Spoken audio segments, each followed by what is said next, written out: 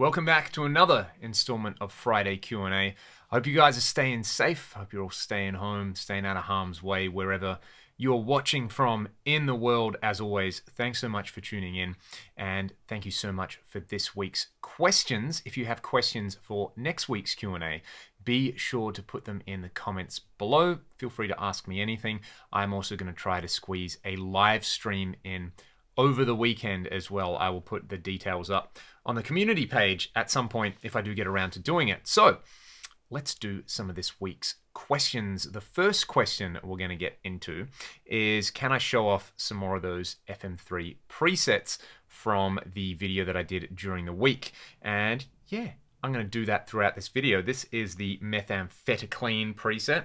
I'll show off a couple of different scenes that I didn't show. I really like this one. This is, I think it's a Plex reverb into a trem. It's called Outback because it, reminds me of the Outback.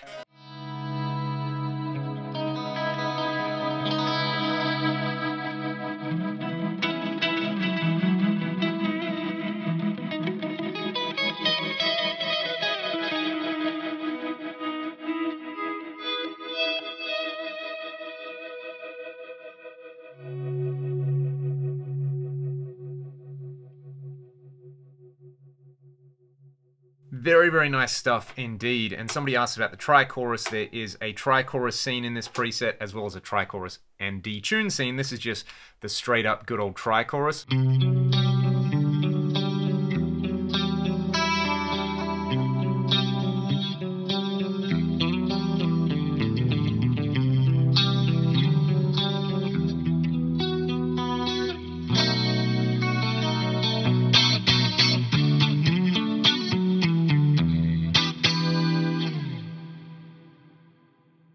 That's pretty cool, a nice big reverb on there. Let's see, can I navigate to some of the other presets without having to reach down? I think I can. The phases scene is super fun on here as well. I'm still kind of stuck on this FAS vibe. Somebody pointed out that it sounded like Robin Trower, and that question pops up a lot about Robin Trower and like, what do I think of Robin Trower? You can actually go and find a video of Ragdoll doing Foolin' Me from the Bridge of Sighs album over on our YouTube page. We still play that song live. We've been playing it forever, but this FAS vibe is kind of, it just gets you in the Trower zone straight away. So that one goes...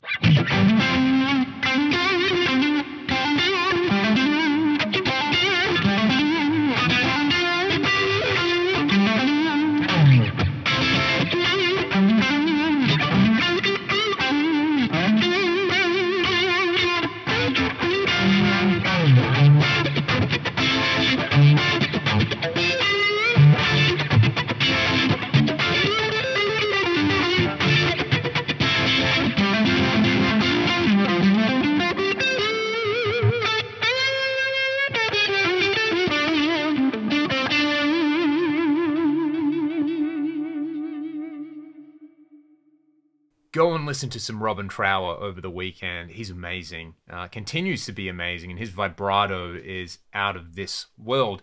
This question popped up about bass amp speaker cabinets, normally using 10-inch speakers, and guitar speaker cabinets, normally using 12-inch speakers. And I don't know how normal this is, and I don't have a really good answer for it without doing any research, but my guess, and if somebody knows in the comments, let me know, is probably that 10-inch speakers were used in like Fender amps. That's probably just what they had laying around in the early days. And as we all know, something like the Bassman made a great guitar amp as well. But to me, the kind of typical bass cab nowadays probably uses 15s or a 15 and like a pair of 10s. Or yeah, it's kind of weird that they tend to stray away from 12-inch speakers. I actually don't know. So somebody in the comments, please enlighten me as to why that seems to kind of be the orthodox choice. Obviously, 15-inch speakers on guitar amps sound pretty cool, so do 10-inch speakers as well. It's kind of no hard and fast rule. Probably for rock music, I don't know, you got me there. So what scene is this? This is still that kind of Trower scene. That's fun. Let's go to something clean with the old Phase 90 and play some white boy funk.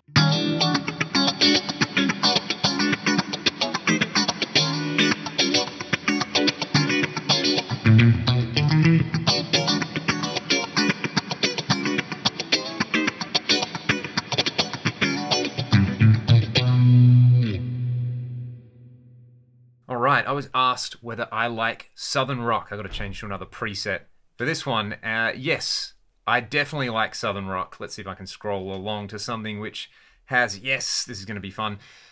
I kind of grew up, I was really lucky to be exposed to bands like Skinner and Molly Hatchet and Blackfoot quite early on when I started out playing guitar. Molly Hatchet still to me are like my favorite Southern rock band, you know, stuff like...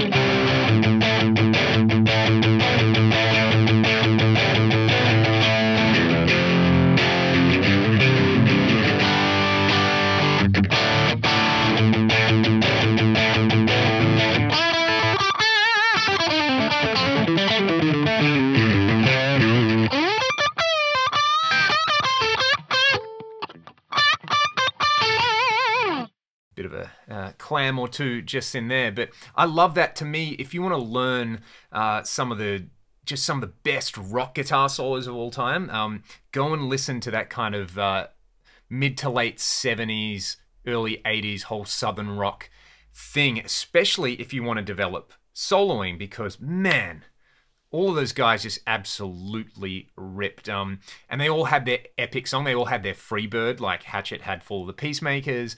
Blackfoot had Highway Song. God, that's a good song. Epic, epic guitar solos. So yeah, go and listen to some Robin Trower. Go and listen to some Molly Hatchet and some Blackfoot. And some Skinner, because, you know, everybody associates Skinner with Sweet Home Alabama, but go and listen to, like, That Smell, or go and listen to Gimme Back My Bullets or something like that. It is great, great rock and roll. Something that has been coming up quite a lot is like guitar channels on YouTube basically getting hacked or getting phished. There's a great channel which that has just happened to that I was made aware of, the Guitar Bros channel, and they do some great stuff. Like if you like rock and metal guitar, they've got some really, really great content, great players, they pull great tones, and they've been hacked. So I have absolutely no idea what you can do about that other than to kind of get onto social media and, you know, make YouTube aware of this, because it could happen to anybody. And I mean, like, as a general rule, if you've got a channel with like more than 5,000 subs, you're probably getting hit up by a bunch of people like, hey, do you want to demo our product? And you get these kind of emails which maybe on the surface kind of seem legit, and then as you read them a little bit more, you kind of smell something is wrong about them. So definitely, if you're somebody watching this and you have a YouTube channel, be hyper aware of that. I'm not in any way like blaming these guys, victim blaming or anything like that, but you know, I'm sure it can be just as easy as like opening up an email which kind of looks legit, and then they get into your thing, they change the two-factor authentication, and then you kind of stuff. So yeah, not good stuff at all, and that kind of sucks, especially with everything else going on in the world. There's people out there who I'm sure the revenue that they're making off ads on YouTube is kind of like, or on sponsored content, is like the difference between break or bust. So that kind of sucks. Yeah, following on from that, I see this kind of like the hot topic at the moment is like, it's kind of always been the hot topic, like what is the future of guitar, especially in this context of like social media. And now no one's doing any gigs at the moment. Everyone's online. Like, what happens to guitar music? And you can probably hear my cat crunching away at some cat biscuits. My really lukewarm take on it is that, why would you worry about that? Like, that discussion is kind of a moot point, because, you know, guitar is a very, very diverse thing. And, you know, like, we do look at it through this lens of like the West. If you think about, for example, music in India, where you have a billion people. I'm not saying that that is a monoculture in any way, or that everyone's listening to the same stuff. That is a gigantic market for music, and it's not in English. So, you know, there's stuff happening there that is super cool, that just because we view everything through like the, you know, for most people in Europe or America or Australia, we're viewing it through this lens of like, you know, mostly English speaking music, we're probably missing out on a whole bunch of really great and exciting stuff. So when you talk about like the future of guitar, realistically, it's probably it's probably not going to be really happening in Europe or Australia or the United States. You know, I did a live stream with Cooper Carter last week, and he was telling me he's been listening to a bunch of like sub-Saharan African blues and how cool it is. So listen to some Robin Trower, listen to some Blackfoot and some Skinhead and some Molly Hatchet. Go and listen to some sub-Saharan blues, and go and listen to some Indian music and some Hindi music, and just like expose yourselves to some different stuff, because the people who are, you know, making the music with guitars that is the future of music are out there doing it and not talking about it. So I'm going to stop talking about it. This is a Bassman preset, and I really like it.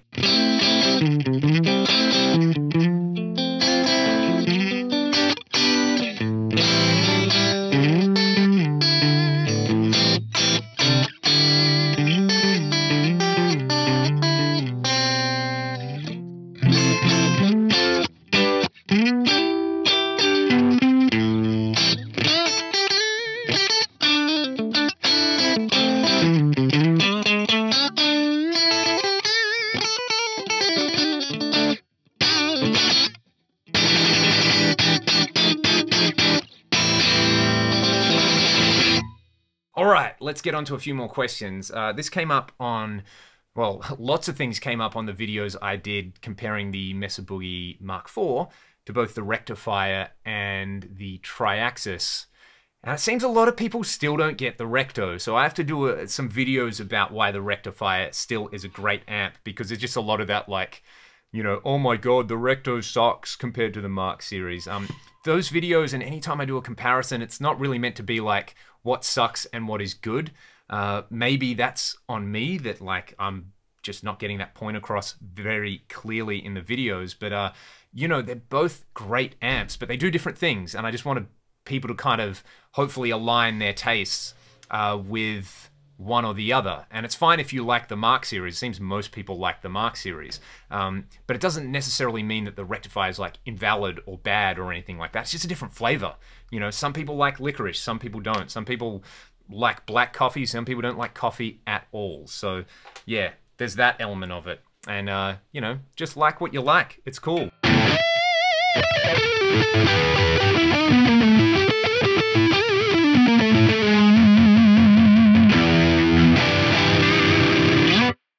I put a little video up on my Instagram and on the Fractal FM3 video doing some string skipping stuff with hybrid picking. Someone asked, what's your middle finger doing? So I want to do a kind of lesson about that stuff. That was something that I've been kind of just practicing for fun, because I've been sitting around here playing guitar. But if you've seen, you know, the infamous Paul Gilbert REH videos, you know, he breaks down and does these string skipping arpeggios.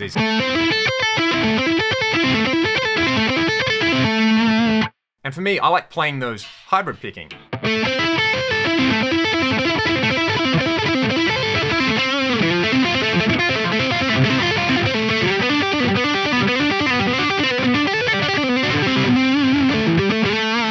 And I was just kind of toying around with that, and that's kind of slop. I still need to work on these a lot, but I will work on them, and I will do a video if that's something you guys would like to see.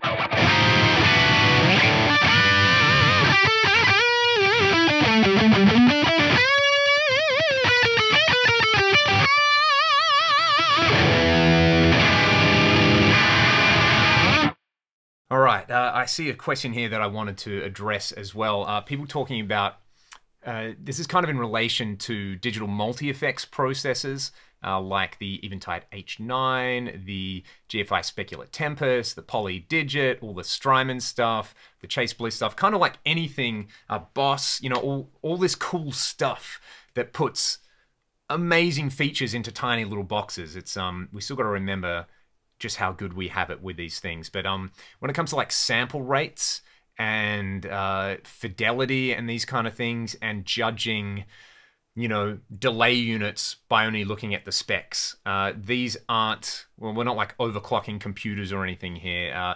The really important thing about, say, like a delay pedal or a reverb pedal nowadays isn't so much like, you know, what are the specs? Or this one's 24-bit, but this one's 32-bit, or this one can go up to 96K, but this one's only 48. That's not really the point. It's about the quality of the algorithms whether they're inspiring to play or not. Like literally, that's kind of what it boils down to. It's usability and it's control a lot of the time. Sometimes it's lack of control. Sometimes people just want to like press a button and have it do the thing. The Strymon stuff is very, very good at that. The Eventide stuff is very good at it as well. Most companies are pretty good at that. Then you have other pedals where you have like a bazillion knobs, and that's cool as well. But it's not about like, you know, literally whether something is like 32-bit 96K or 24-bit 48K, you won't be able to tell the difference, and it's not an apples to apples thing when they're not running the same algorithms or the same chipset or the same buffers or whatever. So don't worry about it. Just use the delay or reverb or modulation pedal that kind of gets you going. That's all that matters in that case. You know, it's not about that. And the last question we're going to get onto is about, it kind of ties into that theme as well, but I do want to show off like maybe one or two more sounds with this while I'm here. So what do we have? Let's kind of scroll through. I'm using my foot to scroll through some presets. What didn't I show off? There was, ooh, this one goes out to my man, Ben Wilson. I hope he's watching this. Ben is basically in lockdown all the way in the southwest of Western Australia. And right before that, you know, not too long ago, we were able to check out the FM3 together, and he was playing. He's an amazing player, and we wrote this preset together that I've called Celtic Spirits, based on stuff that he liked. So this one's for Benno. Check this out. What can I play with it?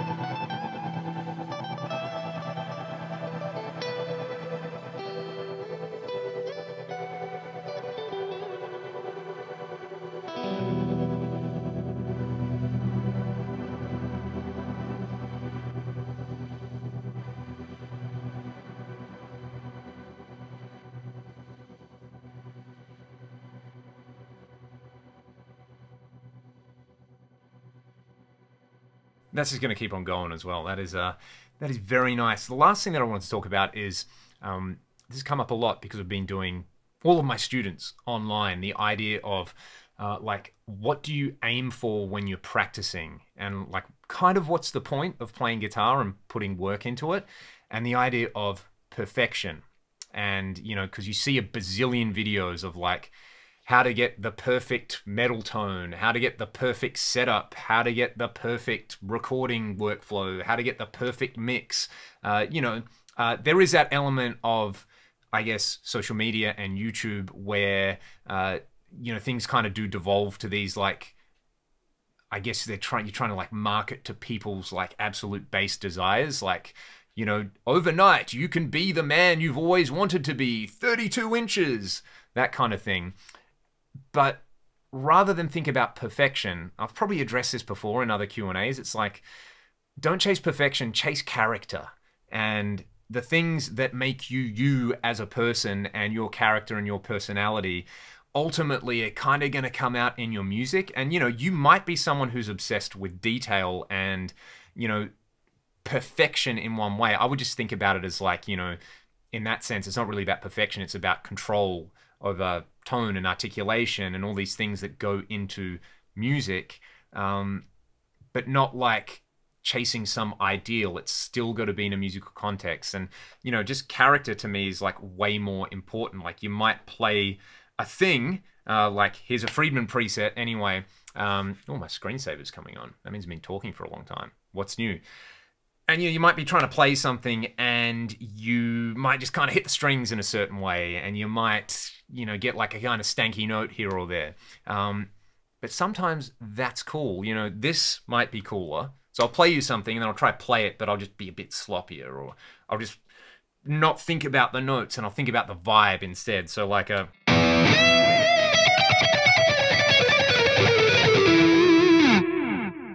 So like aiming to get all the notes right and the timing, whereas if I just kind of kick back and cut sick, maybe I'll do it better, maybe it'll be worse, who knows.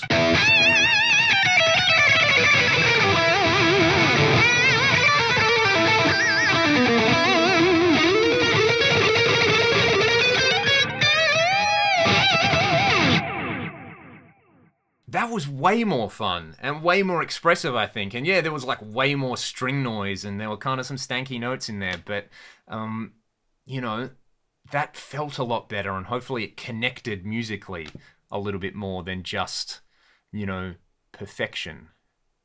I really dislike that word. Talent is another word that, you know, oh man, you're just like so talented. That's why you're so good. They kind of, the way, it's not the words or their like intended meaning.